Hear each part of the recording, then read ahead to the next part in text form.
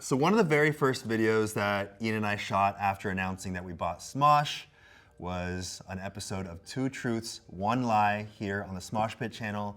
And one of the truths that I mentioned as potentially setting Ian up to think it was a lie was that I wrote an angry letter to Ian a month after I left Smosh. And it was actually the truth, and Ian, you were like, hey, how about I read that thing? And I kind of didn't really put too much thought to the fact that if you read it, it could change everything.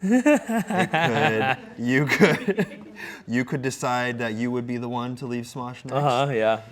I agreed to do it. At first I said 100,000 likes on the video, then we changed it to 250,000 likes. Because that would be on the hard video. to hit, right? Honestly, I was like, maybe that's gonna be a difficult thing to hit. I didn't know, because we shot that before the announcement actually went out to the public. I didn't know that the response about all of this would just be so huge. Yup. So my expectations were unfortunately a little bit too low for what I thought. Yeah, and we Smosh hit fans 250,000 likes in 14 hours. Yes. It's at 516 right now. 516,000 already. Yeah, and if it gets a million, we have to look at each other's dicks. Hey, we did not shake on that one.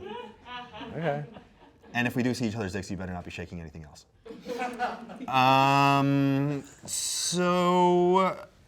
So you apparently you looked at the journal after. Yeah, I looked at it again because there was the possibility of just cutting out me saying, hey, if we reach this goal. Oh yeah.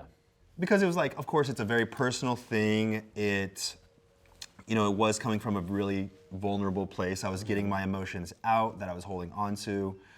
After I left Smosh, actually for years leading up to leaving Smosh, I was holding on to all these emotions. And because you and I were so passive aggressive, we never bothered to speak about it with each other. Yep. I don't think I even really spoke about it with anyone. And a few people in my life recommended that I write it down just to get it out so I wouldn't keep ruminating on these things. So I reread it and I was like, you know what? This is a really vulnerable thing. And it's funny, since then, the comments on the video is like, what? Don't do that, that's a vulnerable thing. Don't put that out to the public, that's crazy. This is just for you. Yeah. Which is true, very valid, but I feel like it could be good to get all these things out in the open. Like we mentioned in the episode, I feel like I've completely grown. I feel like all the issues that I had, I just want to preface this, all the issues that I had, I've either realized were completely absurd, beliefs that I had come to the conclusion of on my own, and because I'd never spoken about it with you, I just assumed it was fact. So there's a lot of things in here that I say as if it's fact when it is not fact, and I have grown beyond it, and I've learned that a lot of the issues I had are actually my own issues and not issues with you. Okay. So before you read it, I can't believe you're actually gonna read this. Do you have any initial thoughts or ideas about what kind of things I might be writing about? I have no idea. Not at all. No. You okay. I'm guessing there's gonna be Defy stuff and things that we didn't know how to communicate before. We were so focused on Smosh that I think we put our friendship very low on the priority list of things to nurture. Yeah. So I suspect it's gonna be related to that. You think I'm mostly gonna be talking about Defy? No, but because that's not right. No, okay. Well, no, I don't have any. I don't have any specific guesses. The fact that you don't have any guesses really shows how little we communicated. I thought about this a lot. I will let you read it. Okay. And then I will kind of, I think you'll know when to stop, but I feel like it'll be best if I kind of interject to talk about what I was feeling when I was writing it, why I came to those conclusions, and how I've grown and what I've realized either about myself or about you or us since then. Okay, great. And at the end, I have something for you. Did you write me a letter too? Guess you're gonna have to see. Okay. I'm very very scared now. I thought this was just, I thought this was me in the seat of power. Nope, I brought something as well. It'll be Okay. fun. It'll be fun. Okay. Yeah, it'll be fun. Good. Yeah. Good. All right. So again, you can open it to the weird. Okay. You afraid? You really want it, don't you? You keep putting your hand out, but I really don't want to give it up. Okay. All right. You know what? The faster I do this, the faster I get over with. Okay. All right. Promise me you won't leave Smosh after this. Do I have to? Promise me that you won't. I won't leave Smosh. Okay. I won't leave Smosh. Okay. And that you'll talk to me still. Well, I mean, that could be negotiated between our lawyers. Oh yeah. Yeah. Yeah, because we don't speak directly unless we're on camera. Exactly. Yeah. That was actually the old us. Yeah. All right. Yeah. If there are any issues that arise, we will discuss it. Yes. Like civilized adults, God damn it. I agree. Okay, here you go. Oh, it's in your hands. It's in your hands. All right, here we go. Okay, wait, what's the date? 'Cause I did August 24, 2017. Okay, so it was 2 months Okay. and 10 days after I left Smosh. Okay. Which I don't know the date off the top of my head just like that. I had to look it up for our Smosh reunion shirt, okay? Okay.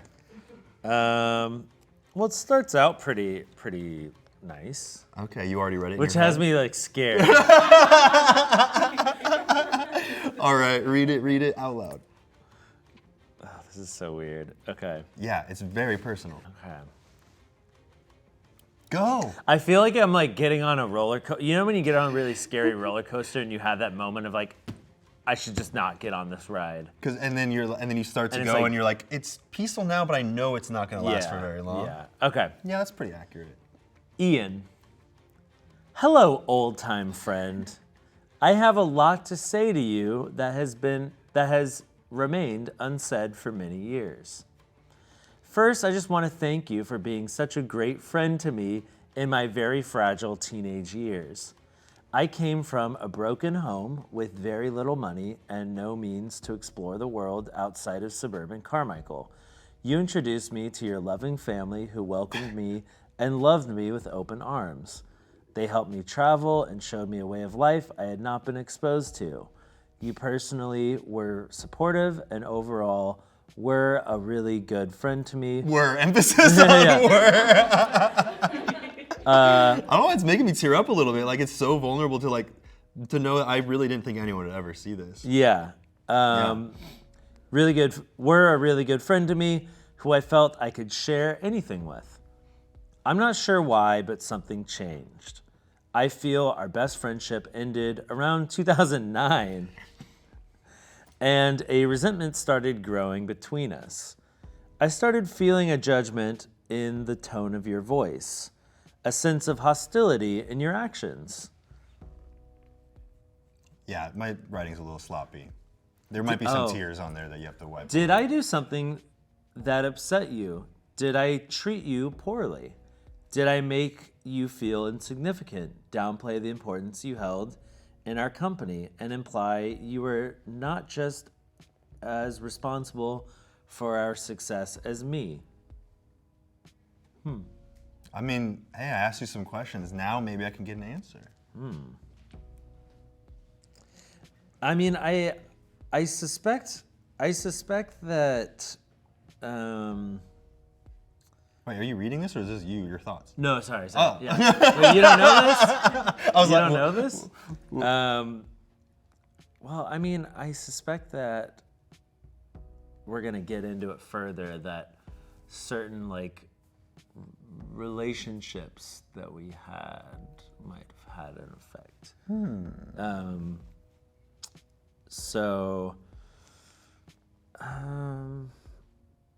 Sense of judgment in the tone of my voice. Hostility in my actions. I don't know. Hostility? A little bit, like resentful, frustration. And Okay. I don't know if that perfectly aligns with the years or whatever. 2009, though. Well, I felt like our best friendship. Yeah. Kind of. So this was 2 years after we moved in. One. 1 year. Yeah, I think I felt like we no longer shared everything with each other. at that point. And I think it really was that we were working so many hours that we would hang out. And then finally when we were done, it was like, some alone time. Yeah, you know, when before our time together, we were just hanging out, and communicating. And I feel like it just became so much about focus on the work. Yeah, all that free time that we normally would use to like hang out, that kind of became the method to which we created new content. And I think the rate at which we had to put out content turned all of that free time into work time. Yeah, and it was around that time that we launched, seriously launched second channel shows, and I think it was like 2 of them going on at once. And it was around that time that we launched the Smosh Pit, which used to be a section of the website with articles and all that. And you and I were tasked with coming up with like at least one article a week. It was stupid. Yeah, it was such a waste of our time, but it was so much time that I think that by the time that we were done working on this stuff, I was like, cool, I'm gonna go sit in my room alone and like decompress. Yeah. So that probably contributed a little bit to just that feeling. I don't know if it was actually any hostility, but I think I started around that time getting the idea. Well, not hostility, but probably judgment. I could see there's like, I think that I was generally a pretty like judgmental person. And like, I think that, you know, I think that kind of like it would come out in a lot of the comedy that we would write too, like judgment of like something. And I think I also like viewed like people through that same lens.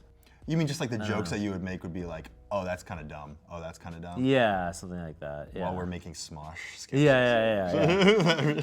All right, let's horse. Let's keep moving. I feel like Okay. I know I struggle with many things, and I'm so sorry if I ever put you through emotional turmoil in order to fulfill my own quota of self-importance. You confused about that? I don't think I was ever put through emotional turmoil.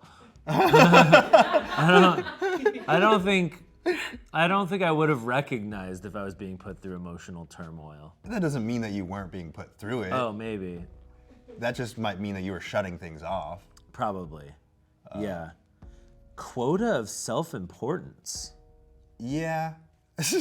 I think that I had self-esteem issues. Okay. And the way that I remedied that was by feeling like I was super important. And when you're part of a duo, you know, I felt like I was more important the more that I felt like I was the reason for X, Y, and Z. Right. With the success, with the ideas, with the direction, with the leadership, all those things. So I think I started to inflate my own ego about my own importance. Got it. Okay. To make up for that void. So you would do certain things to like justify your importance. I don't think I would do certain things. I think I would just have the idea in my head, like, like I'm the reason this is successful. Right. Okay. Cool. I don't think you ever. I mean, like off the top of my head, I mean, obviously this stuff happened so long ago, but I don't think you ever. I can't point to a moment where you put me through emotional turmoil to fulfill your own quota of self-importance. Okay. That's good. I don't know if I necessarily. Yeah. Well, I do still feel like at a certain time I didn't outwardly belittle you, but I think I just didn't praise you. I think that's a big difference in us reuniting. Is I am so willing to praise you and mention your strengths. I think back then, acknowledging your strengths was, to me, pointing out my own weaknesses, because you being good at something, in my head at that time, meant I was bad at something. Gotcha. So I withheld compliments, I withheld acknowledgement. Yeah, I get that. I think where some of this comes from is like, I think back then we had this like idea of like equality. And like we had to be doing equal work. you know? Yeah, like to And- justify, because we're Yeah. getting paid equally, we're getting, all that thing. It's like, we're a duo, we need to do the same amount of work. Yeah, so I think there was probably, maybe there was some like resentment when one person thought they were doing more work than the other. In most cases, you were doing more work than me. I was doing more hours, Sure, but I think okay. you were doing more of the creative heavy lifting, which is more taxing in many ways. So I think that you needed your time to recoup your energy because you're coming up with funny stuff, and at that time I was like, I'm doing so much work. Right. It's yeah. I think like we were so focused on like how can we do an equal amount of work when like Yeah. what was being required from each of us with each of our skills was totally different. Yeah, it wasn't. We were not at a certain point. We were not playing to our strengths. It was Yeah. just like the amount of Playing hours. to like what was fair. Yeah, Yeah. fair hour wise. Like, Yeah. with the time. Yep. Yeah. Okay.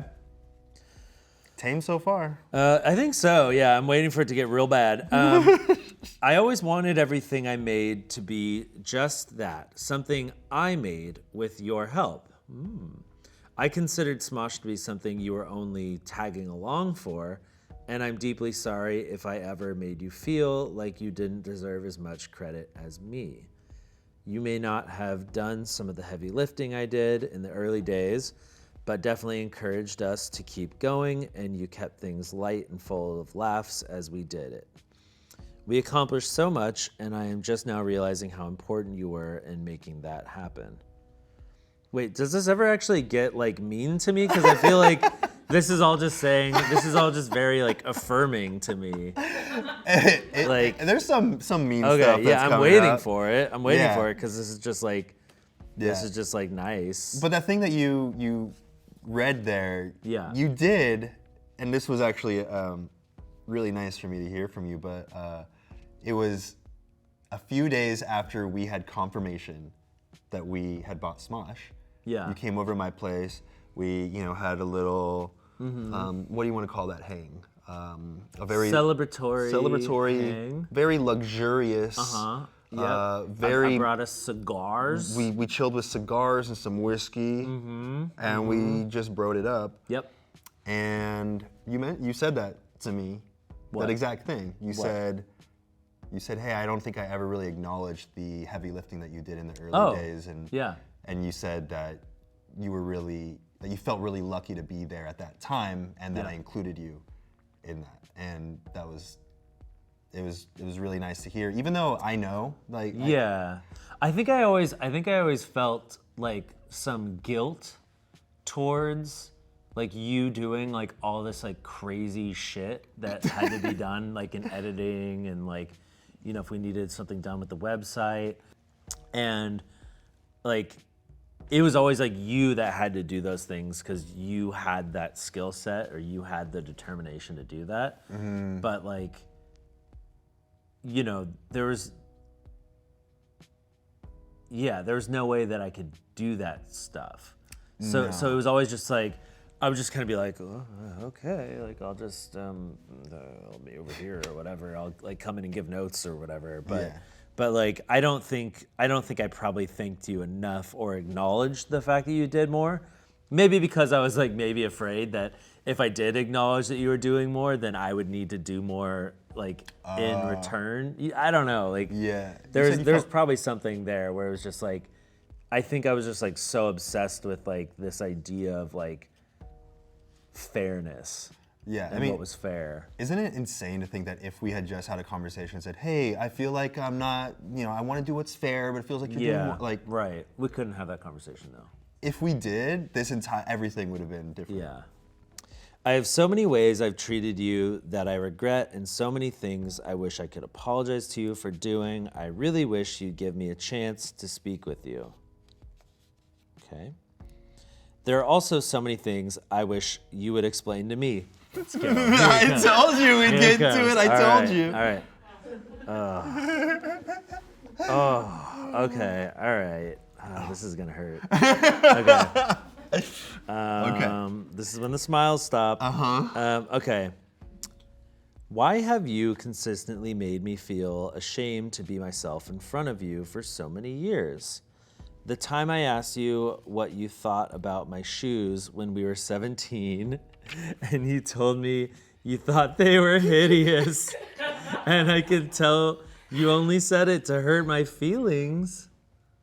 I don't know. I mean, at the time I believed that. I don't think so. I don't think so either. Like, I think you were just being honest. Yeah, I think I definitely didn't learn until I was like well into adulthood that like you shouldn't just say things because they're honest. Like you should like sometimes take the person's feelings into consideration and maybe offer up like not lie to them, but you know, offer up a different kind of answer that is satisfactory, that doesn't just go and like hurt the person's feelings. Yeah. And I will be honest, sure they were hideous shoes. They were like moccasins. They were like They were moccasin shoes. They were like boat shoes. They were indoor-outdoor moccasins, but now I know what you really thought about those boat shoes.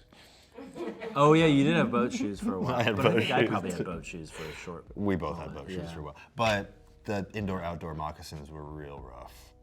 But I liked them. Yeah. And Well, I'm sorry. oh, I'm sorry I called your shoes hideous. I appreciate that, but also the best part of it is I do not care if you think my shoes are hideous, so that's great. I think those shoes are nice. Oh, thanks. Very, very basic. Hey, don't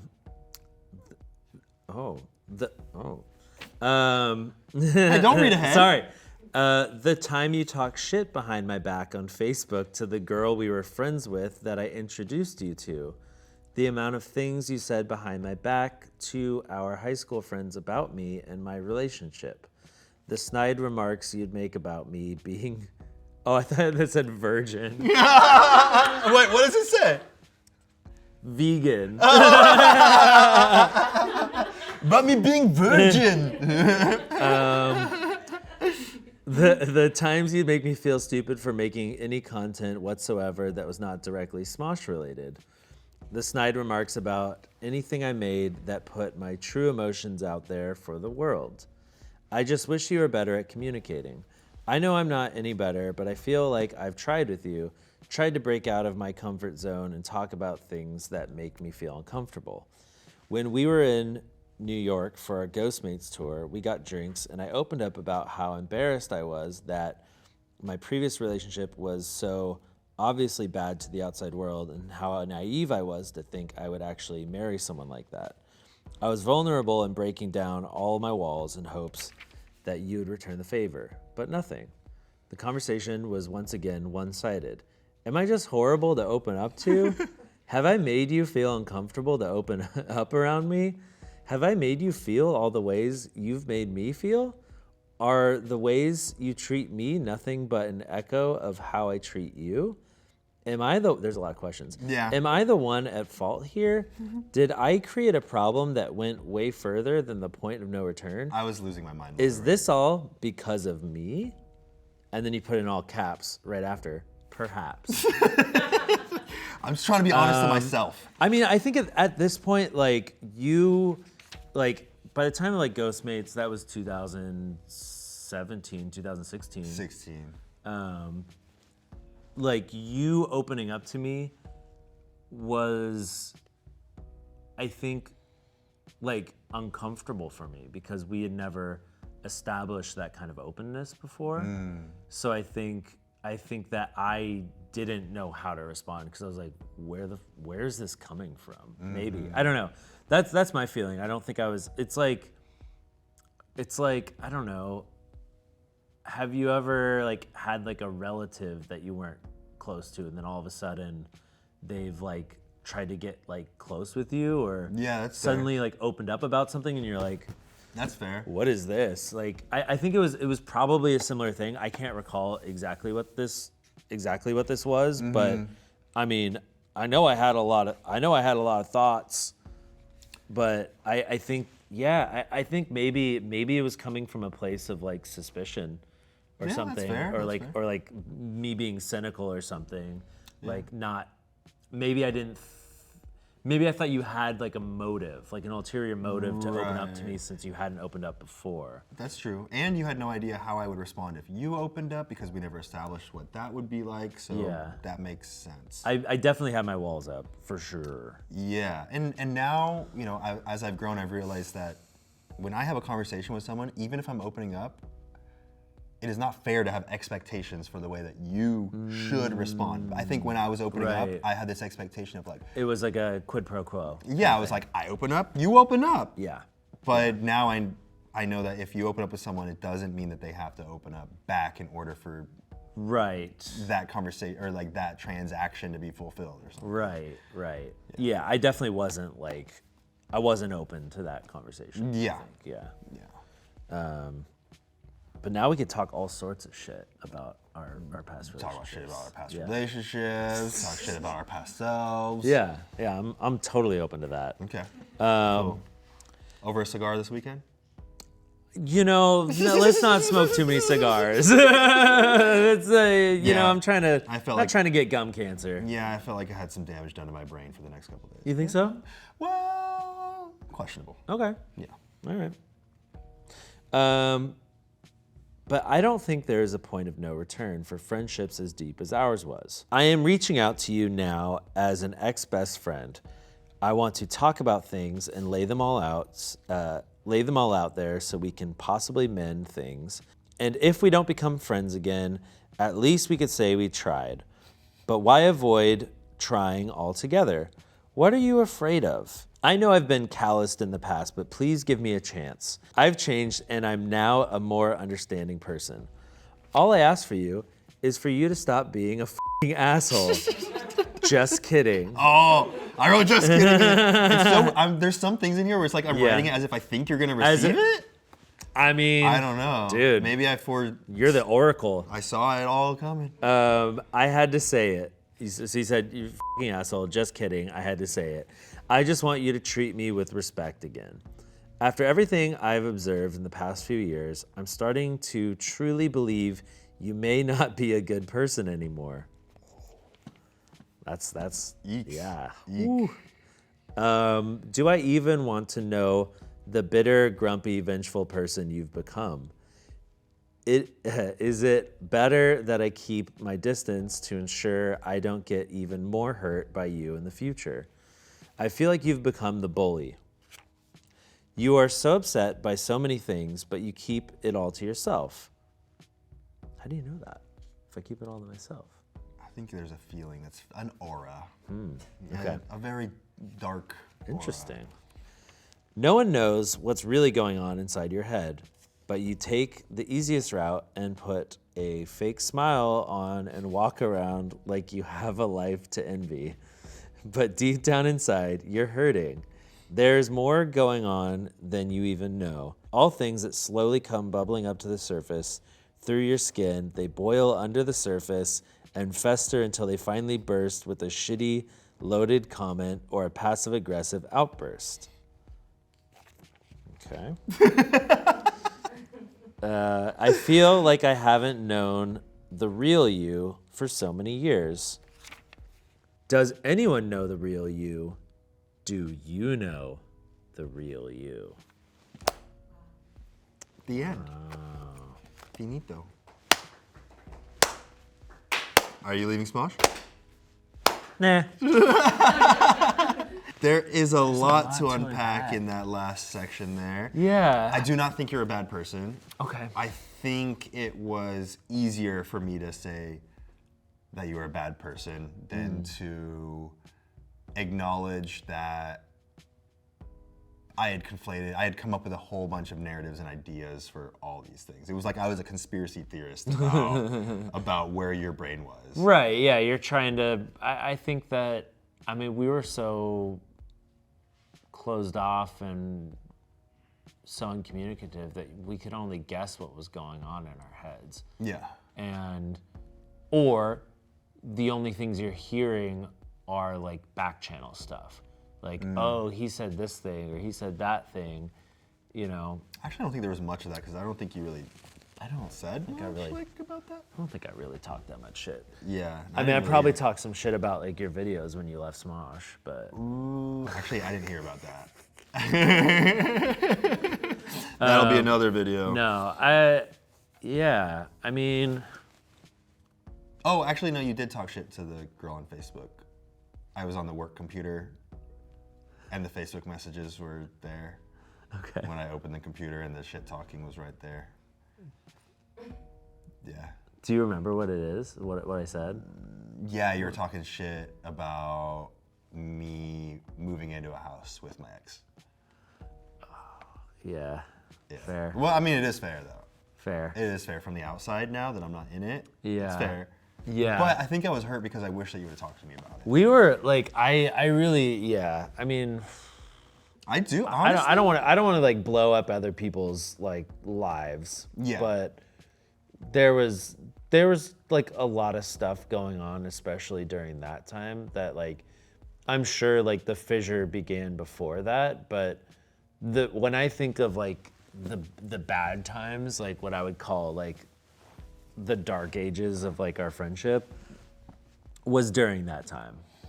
Yeah. And I think a rift definitely started there, and then it was just like we didn't have the communication skills and the vulnerability to be able to like recognize those issues and talk to each other about it. So instead we just kind of stayed on our islands. Yeah, and hearing your thoughts. So the thing is that I feel like deep down I was feeling a lot of those same kind of like weird feelings about the place I was at with the person I was with. And hearing it from, or seeing you say it to someone else in a context that wasn't directed at me, I think when I saw those messages, I almost wanted to prove that you were wrong. Like, because it wasn't directly to me. And I do feel like if we had communicated, if we did have a really close relationship and you were able to transparently communicate with me, it could have saved me hardship in the sense that I would have taken what you said at face value, like from a place knowing that you were just that you wanted the best for me. Yeah. But when I saw you in that context, it was like you didn't want the best for me and that you looked down on me. Yeah, I mean, when I think back to those times, like there was things I was really frustrated about, but it was from what I was seeing, like I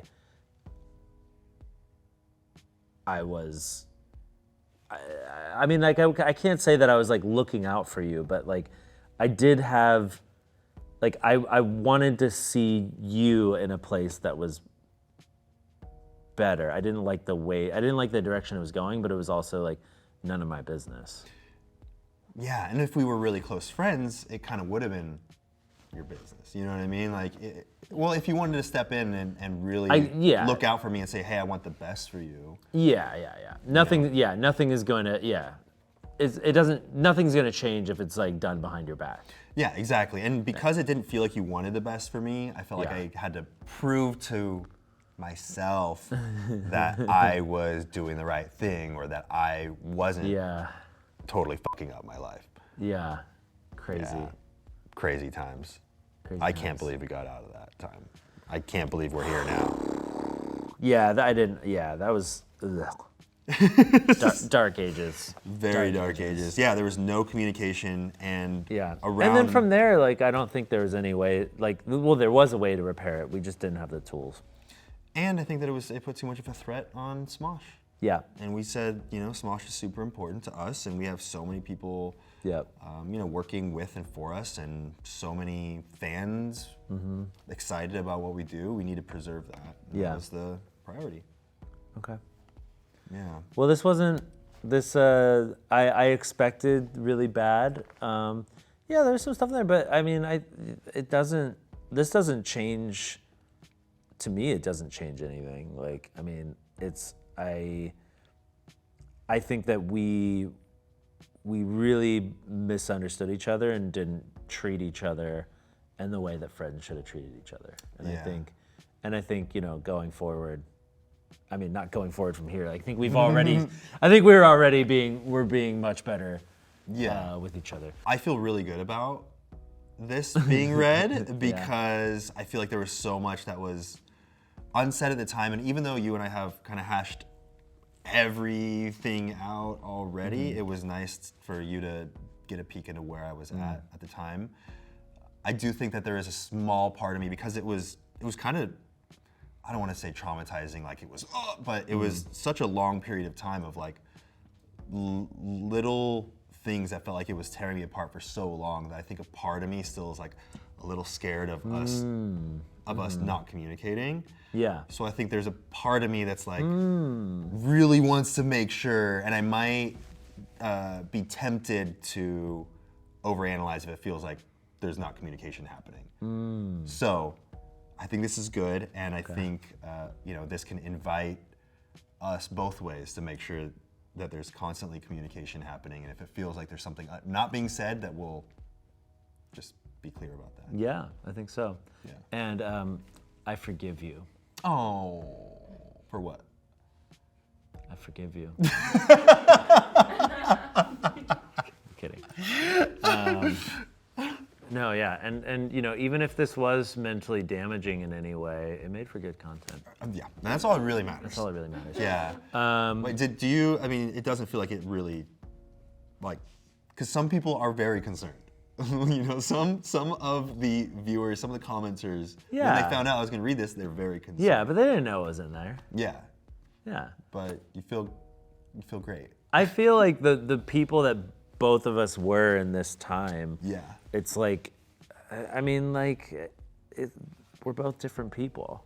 And I feel like this, does sum up why we did need those 6 years apart, because it's so hard to break the ice and make us both feel comfortable coming together. Yeah. I had those multiple attempts of opening up, but because you didn't know what to expect, you didn't. No, it just came back with suspicion. Yeah, exactly. Like I think we had to break that chain, and just kind of grow separately and then come back. Yeah, and we later. could both trust each other's intentions when we saw totally. Where the other person was in their life at the time that we reconnected. Absolutely, yeah. I had when we got back together for that lunch, I had zero suspicion of are there ulterior motives? Because at that point we were just so far along in the things that we were doing that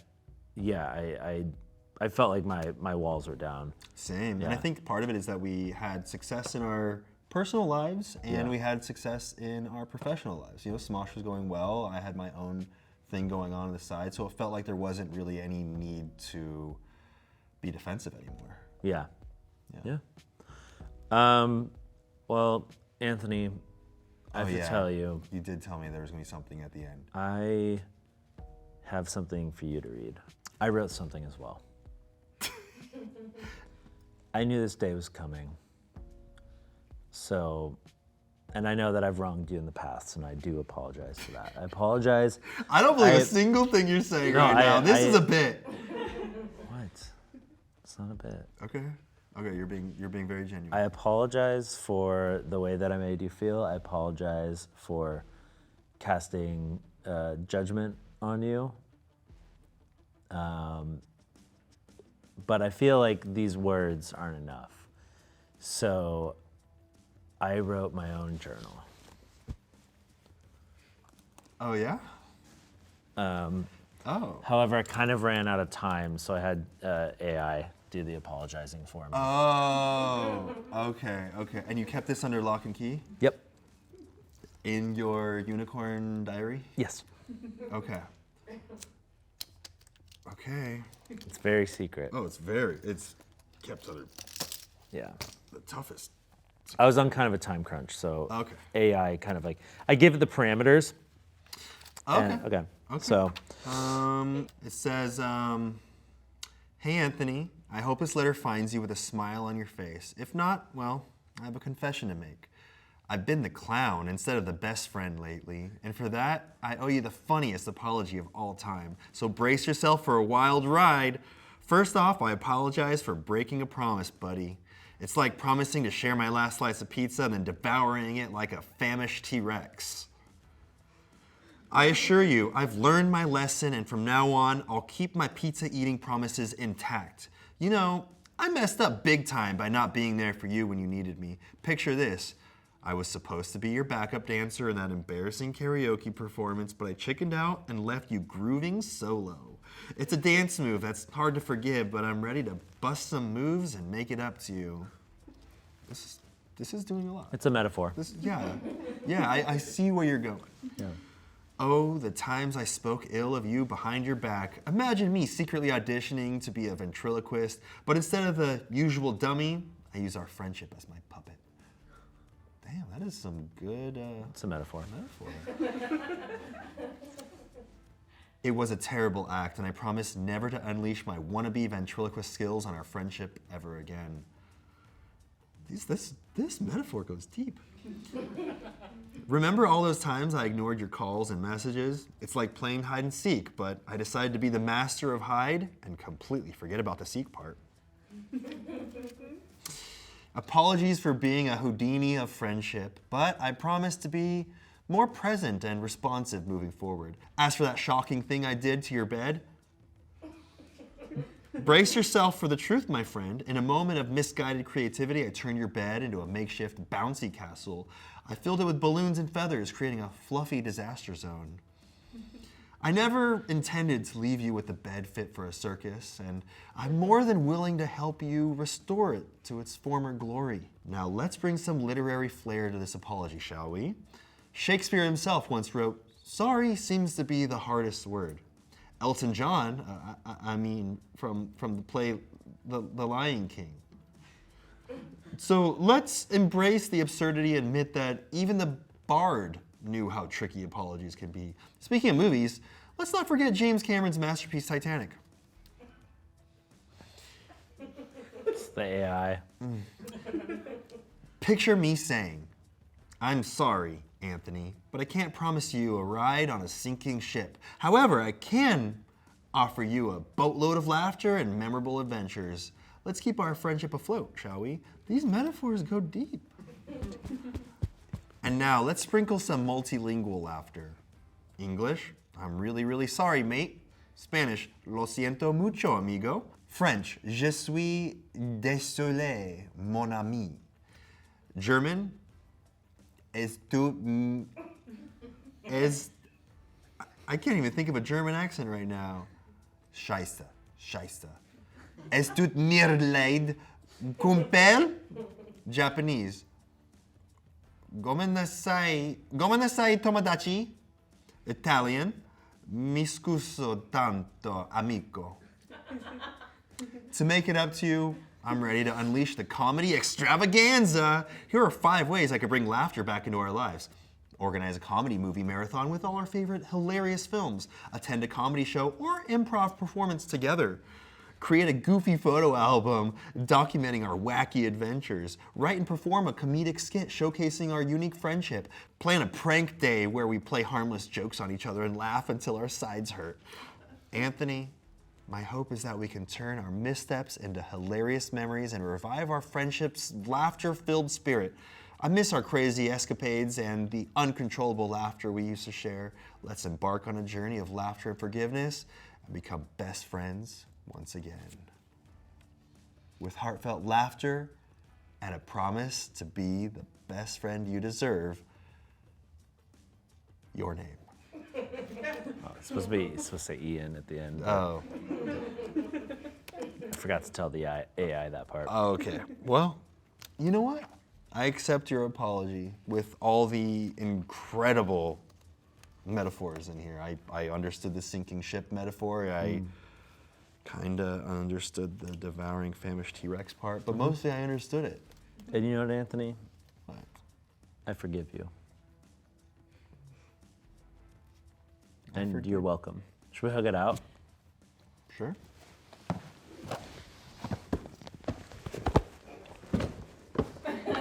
I guess we're back.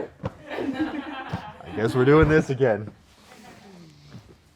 Well, Well, I feel better for sure. do you guys feel good about forcing us to do this? Absolutely did. forced. I can't believe you liked the video that many times and forced me to do something absolutely against my will that I did not volunteer on my own behalf. And if you give this video 250,000 likes, Think carefully. I'm gonna, Here we go. I don't know. If this video Okay. gets 1 million likes Okay, within the next 6 months, okay. we will look at each other's penises. This one? Okay. For the first time ever. I don't want to do this. I don't want to either. I just don't, I'm so confident this video is not getting 1 million likes. I feel like this video is not getting 1 million likes, so I'm throwing that out. We didn't shake on it. Bye.